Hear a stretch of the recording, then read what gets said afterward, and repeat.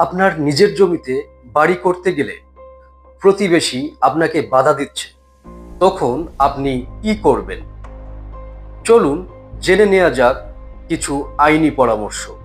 আপনি নিজের জমিতে বাড়ি তৈরি শুরু করেছেন, আর পাশের প্রতিবেশী এসে বাধা দিচ্ছে, বলছে এখানে দেয়াল তুলতে পারবেন না বা মাটি ফেলতে পারবেন না।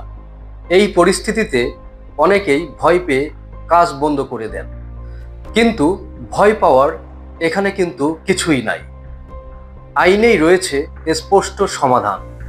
এমন কিছু ঘটলে প্রথমেই দেখে নিন আপনার জমির কাগজপত্র, খতিয়ান, দাগ নম্বর, রেকর্ড, মিউটেশন সব কিছু ঠিক আছে কিনা। এরপর জমির সীমানা সঠিকভাবে চিহ্নিত করে নিন।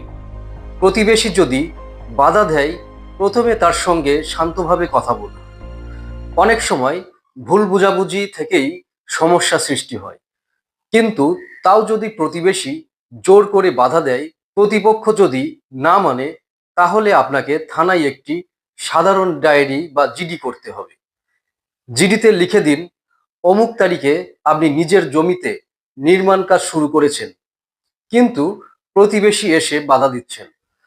যদি পরিস্থিতি আরো উত্তপ্ত হয়, তাহলে আপনি স্থানীয় প্রশাসনের কাছে 144 ধারা জারির আবেদন করতে পারেন। এই আদেশ জারি হলে আপনার জমিতে কেউ জোর করে ঢুকতে পারবে না। প্রতিবেশী বারবার বাধা দিলে আপনি দেওয়ানি আদালতে গিয়ে ইনজাংশন কেস করতে পারেন। এতে আপনি আদালতের কাছে আবেদন করবেন প্রতিবেশী যেন আপনার কাজে হস্তক্ষেপ না করে।